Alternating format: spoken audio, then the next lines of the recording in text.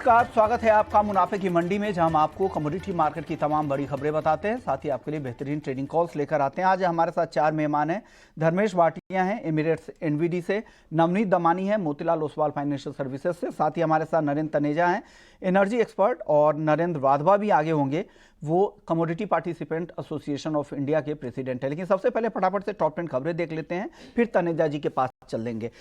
Gold और silver की अगर आज बात करें तो दायरे में कारोबार हो रहा है। 60,000 के आसपास सोना और चांदी 71,000 के करीब है। कच्चा तेल कल करीब 5% गिरने के बाद आज भी यहां पर दबाव भी दिख रहा है। ब्रेंट क्रूड का भाव $73 के करीब है। नेचुरल गैस में आज 1% की तेजी है और 190 रुपए के ऊपर एमसीएक्स पर और $2.25 के आसपास नाइमेक्स पर ट्रेड हो रहा है। कॉपर की बात करें 705 के आसपास आज भी गिरावट है। सारे ही मेटल पे गिरावट दिख रही है और जिंक में तो गिरावट काफी बड़ी है, 1.5% तक की गिरावट आज दिख रही है। एल्युमिनियम और लेड पर भी दबाव है। एग्री मार्केट में जीरा, हल्दी और धनिया तीनों ही काउंटर पर दबाव है। जीरा 44,800, 7800 के आसपास हल्दी और धनिया 6,400 के आसपास है। ग्वार सीड और ग्वारगम दोनों में भी आधे % तक की गिरावट है। ग्वारगम का वायदा 11,000 के नीचे है, ग्वार सीड का वायदा 5,500 पे। और कॉटन केक यहां पर भी तेजी टिकती नहीं दिख रही है, 2550 के नीचे आ गया है। लेकिन चलिए फटाफट से कच्चे तेल की बात कर लेते हैं। हमारे साथ नरेंद्र तनेजा जी हैं। तनेजा जी, क्या हो रहा है? कच्चा तेल किस बात की चिंता है यहाँ पर? डेट सीलिंग को लेकर अनिश्चितता या ओपेक प्लस को लेकर जिस तरह की अनसर्टेनिटी है, चाहे सऊदी और रूस के जो बयान में जो कॉन्ट्राडिक्शन देखने को मिल रहा है, ये वजह है? आप क्या देख रहे हैं?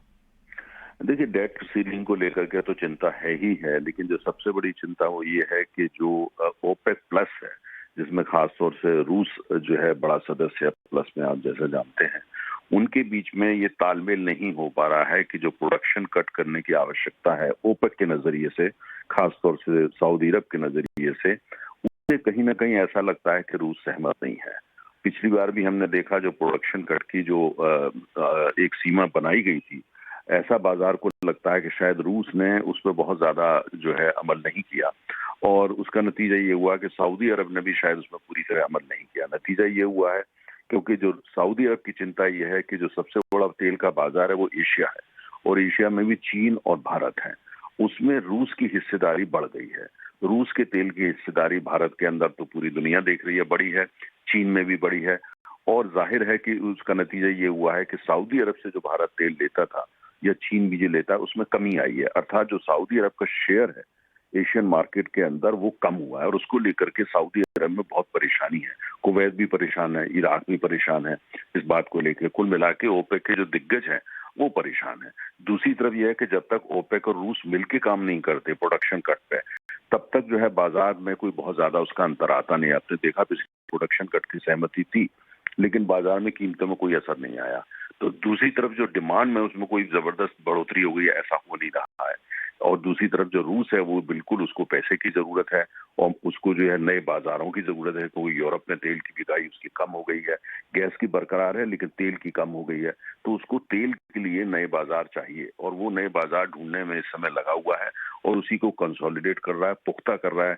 अभी फिलहाल उसको इस बात की फिक्र नहीं है कि ओपेक प्लस में क्या होता है या उसके अंदर उनकी जो एक हिस्सा है उसका क्या होता है। अभी वो अपनी जो एशिया के अंदर जो अपनी मार्केट है, अपना शेयर है, उसे कंसोलिडेट करने में लगा हुआ है। यही कारण है, आप दे रहे हैं, मतभेद है, और प्रोडक्शन कट का जो उनका एजेंडा वो पूरा नहीं हो रहा है। सऊदी अरब फ्रस्ट्रेटेड है, ओपेक कहीं ना कहीं फ्रस्ट्रेटेड है, और उसी का नतीजा है कि कीमतें आप देख रहे हैं वो भी दबाव में इसके कारण चल रही हैं।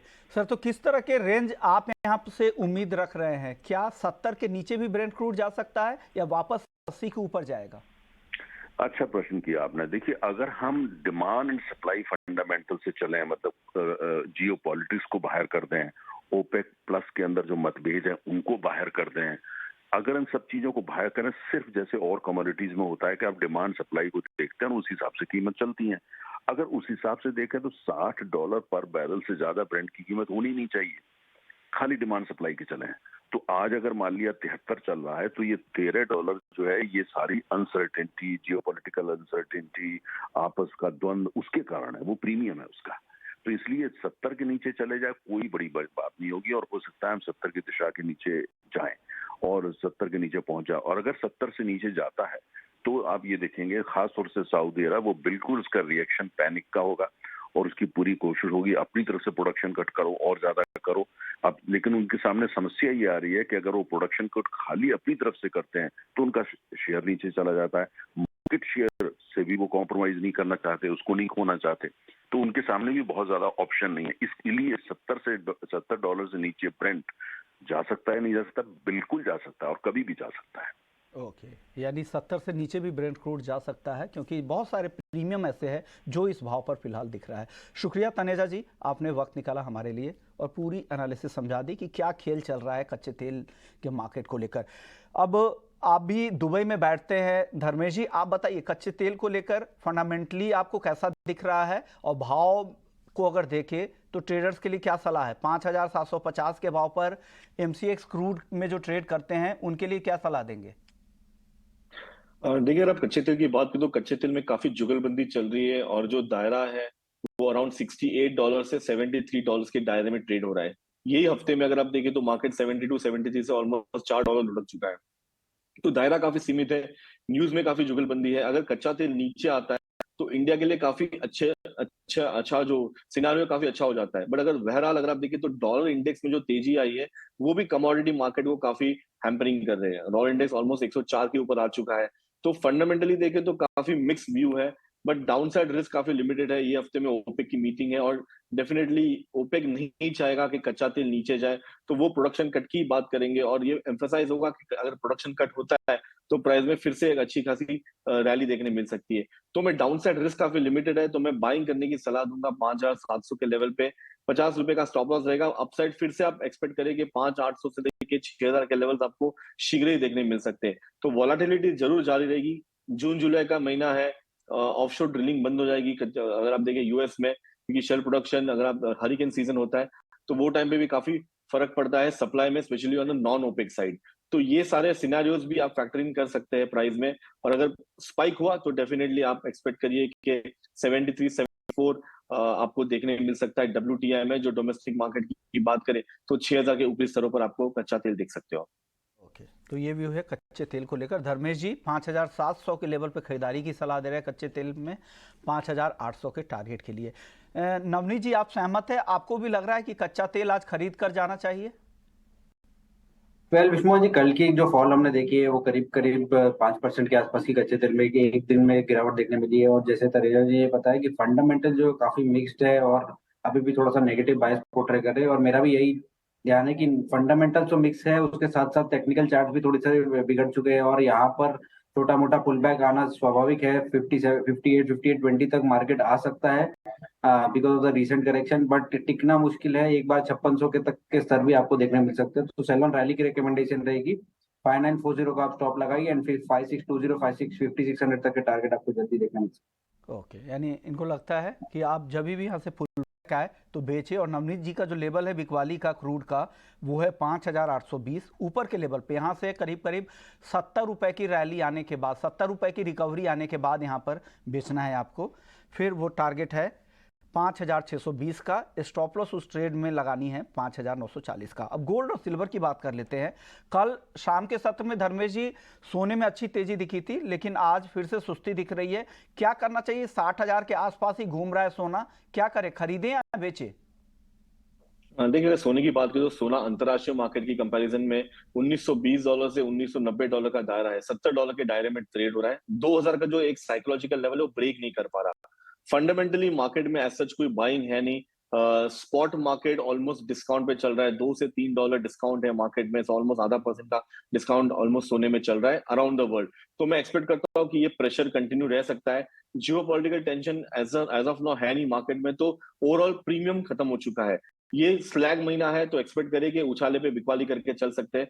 जब तक मार्केट 2000 के नीचे रहेगा, मार्केट में ट्रेंड वीक रहेगा। सोने को छोड़ के बाकी कोई भी कमोडिटी में तेजी देखने नहीं मिली, इवन दो डॉलर इंडेक्स इतना ऊपर सस्टेन हो रहा है। तो ये एक मे बी शॉर्ट कवरिंग बोल सकते हो, या मार्केट एक टेम्पररी होल्ड लेके बैठा है। तो मैं रेकमेंड करूंगा यहाँ पे बिकवाली करने की। अगर आप देखिए यहाँ पे बिकवाली करके चल सकते हैं तो अराउंड 60,000 के लेवल पे बिकवाली करिए। अब डाउन साइड अराउंड 59,600 59,500 तक के लेवल्स आपको फिर से देखने मिल सकते हैं। अंतरराष्ट्रीय मार्केट की बात करें तो $1,935 का लेवल है जो मार्केट एक बार छू सकता है।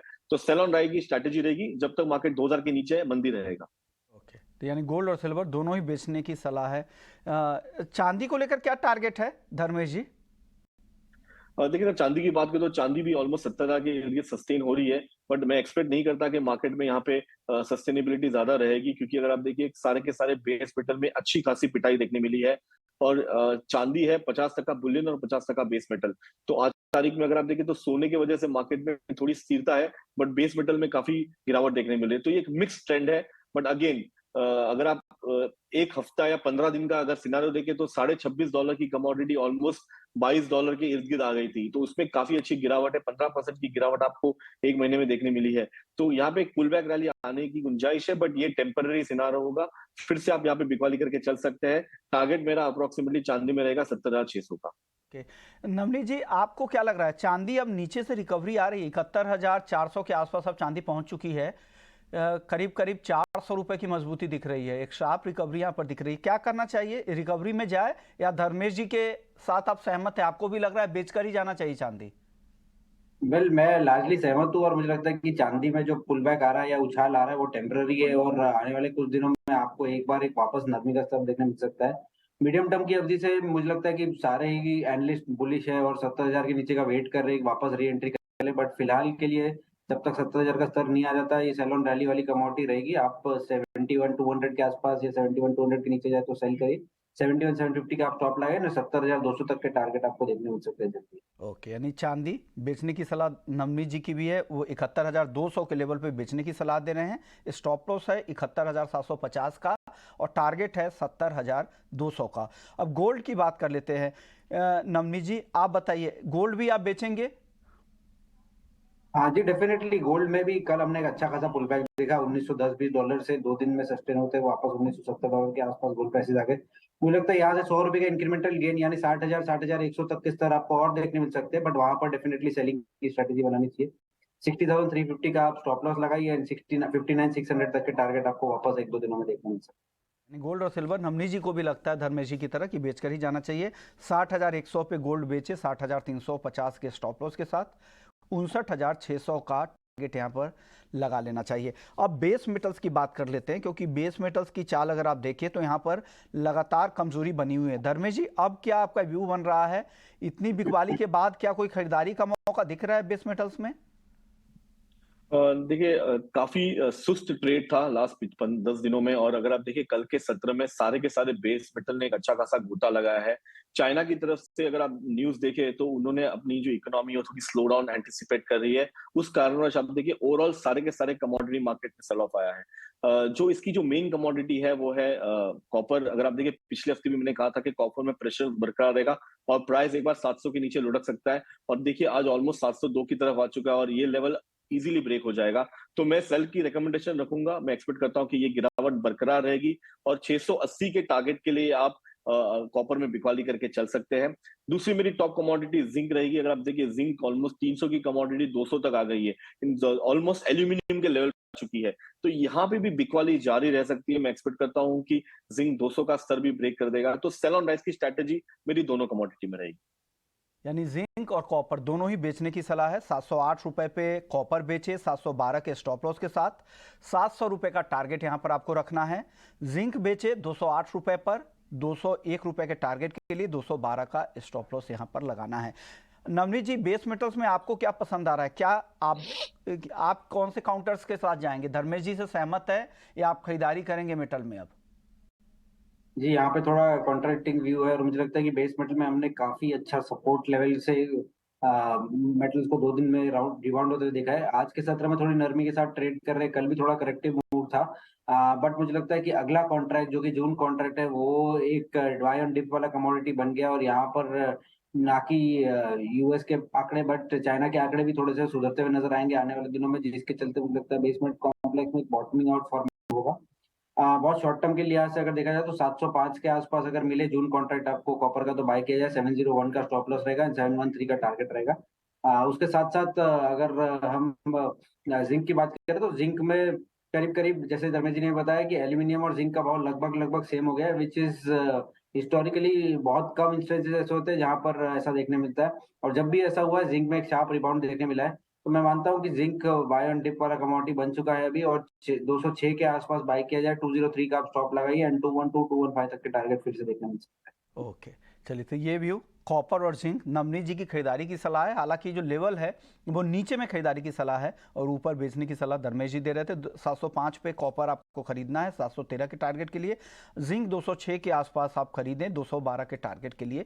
स्टॉप लॉस हर ट्रेड में बताया जा रहे हैं, उसे भी आप फॉलो कर लीजिएगा। नेचुरल गैस आज हल्की तेजी यहाँ पर दिख रही है, 190 रुपए के आसपास ही है, 1% की तेजी MCX पर दिख रही है। धर्मेश जी, नेचुरल गैस में क्या करना चाहिए यहाँ पर? और देखिए, मैं नेचुरल गैस में काफी बुलिश हूँ। मैं एक्सपेक्ट करता हूँ कि ये तेजी बरकरार रहेगी। डाउनसाइड रिस्क काफी लिमिटेड है। अगर आप चार्ट पे देखिए तो मैक्सिमम मार्केट 170 के नीचे आया नहीं है और प्राइस 230 240 की तरफ बढ़ता है हमेशा। मैं रेकमेंड करूंगा कि आप आगे के महीने में ट्रेड करें। फंडामेंटली काफी फर्म है और मैं रेकमेंड करूंगा कि अगर ठंडी का माहौल फिर से आता है प्राइस में, यूजुअली अक्टूबर नवंबर दिसंबर में, वो टाइम पे तो प्राइस में काफी अच्छी रैली देखने मिल सकती है और फिर से नेचुरल गैस $3 $3.5 के इर्द गिर्द सस्टेन हो रहा है। तो अभी अगर आप देखिए तो लास्ट 2 से 3 महीने के अंतराल में जो $2 की कमोडिटी ऑलमोस्ट $2.5 हो चुकी है, उसमें 25% का इजाफा देखने मिला है प्राइस में। डोमेस्टिक मार्केट में भी काफी अच्छी रैली आ चुकी है। बट अगेन, अगर रुपया और कमजोर होता है तो नेचुरल गैस में आपको डोमेस्टिक मार्केट में और तेजी देखने मिल सकती है।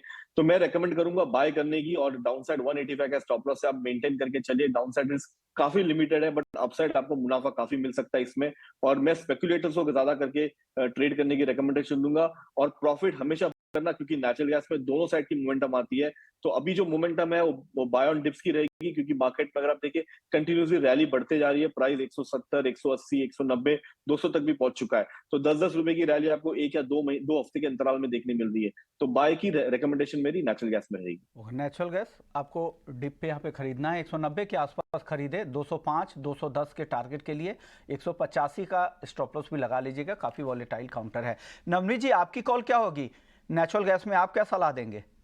वेल विस्मान जी, मुझे लगता है कि 190 204 ये रेंज में काफी दिनों से नेचुरल गैस ट्रेडिंग कर रहा है और रेंज को ब्रीच करना थोड़ा डिफिकल्ट हो रहा है। मैं लार्जली एग्री करता हूं कि ये बाय ऑन डिप वाली कमोडिटी बन चुकी है, बट क्या है, टेक्निकल पैरामीटर्स ये इंडिकेट करते हैं कि जब जब नेचुरल गैस में शार्प फॉल आया है वो काफी एक्सटेंड हुआ है, और जब भी ऐसा देखने मिलता है तो 8-10% की रैली या फॉल एक ही दिन के अंदर हो जाता है, जो कि हमने पिछले हफ्ते भी देखा है। मुझे लगता है कि जब तक 187 नहीं ब्रीच कर देता है, इसको बाय ऑन डिप करके आप चल सकते हैं। आप बेस्ट 185 का स्टॉप लॉस लगाइए, 190 के आसपास बाइंग करिए। 201 204 210 तक के स्तर आपको आने वाले कुछ दिनों में देखने मिल सकते हैं।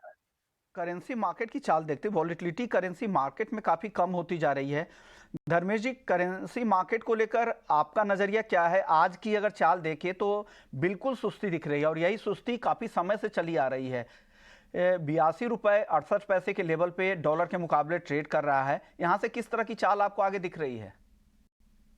देखिए, रुपया की बात करें तो मैं काफी खुश हूं कि इंडियन करेंसी इतनी डेप्रिशिएट नहीं हुई है बाकी सारे एशियन करेंसी बास्केट की तरफ बैट करे तो। बट अगर आप देखिए, अपनी जो सरकार है वो काफी फर्म है, इकोनॉमी स्ट्रांग है, बारिश भी अच्छी हो रही है, मार्केट डेवलप हो रहा है। तो ये सारे फैक्टर्स करेंसी को ज्यादा इंपोर्ट कर रहे हैं।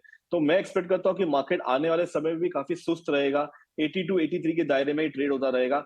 बट हाँ, अगर डॉलर इंडेक्स ने 105 का स्तर ब्रेक किया तब आप देख सकते हो कि करेंसी में अच्छी खासी डेप्रिसिएशन देखने मिल सकती है और प्राइस 83 के लेवल्स के ऊपर आ सकता है।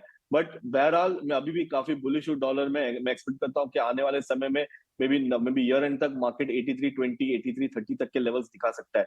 तो बाय ऑन डिप्स की स्ट्रैटेजी मेरी डॉलर में रहेगी और मैं रेकमेंड करूंगा कि कोई भी डिप आता है आप बाय करके चल सकते हैं।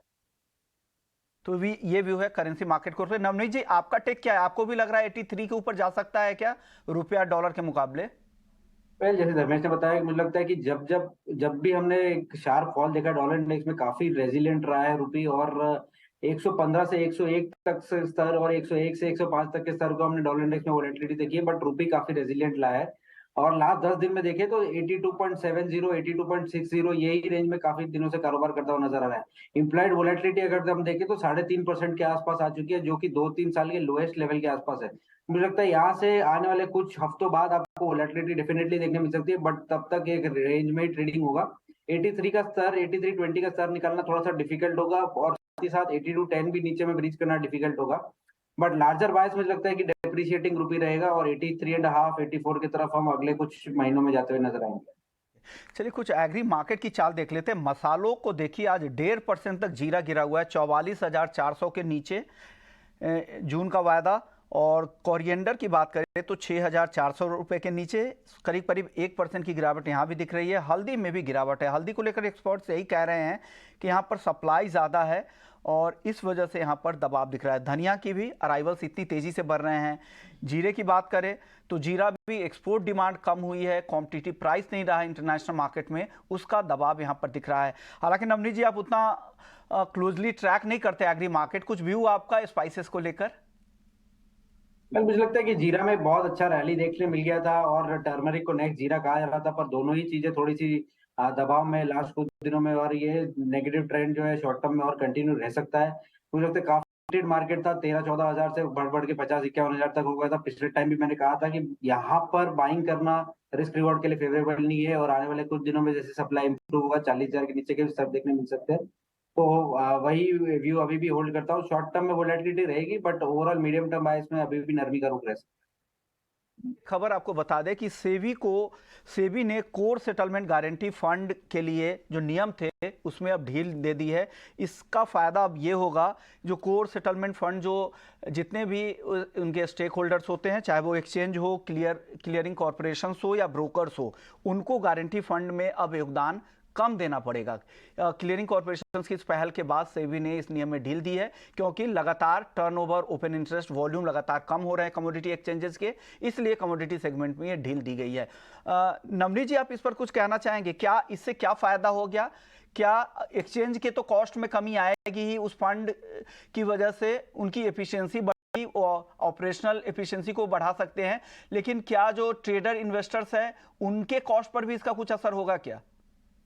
वेल, ये तो सर्कुलर को डिटेल में पढ़ के समझेगा कि इसको अगर पास बैक करती है एक्सचेंजेस ट्रेडिंग के लिए लिहाज से, अगर कंज्यूमर को भी या ट्रेडर्स को भी पास बैक करती है, तो डेफिनेटली जो उनकी ट्रेडिंग कॉस्ट है वो कम होगी। आर्बिट्राजर्स के लिए अपॉर्चुनिटी बढ़ जाएगी, जो कि एचएफटी ट्रेडर्स है, आर्बिट्राज कर रहे हैं या एल्गो ट्रेडिंग कर रहे हैं, उन लोगों के लिए एक अच्छी अपॉर्चुनिटी है ये।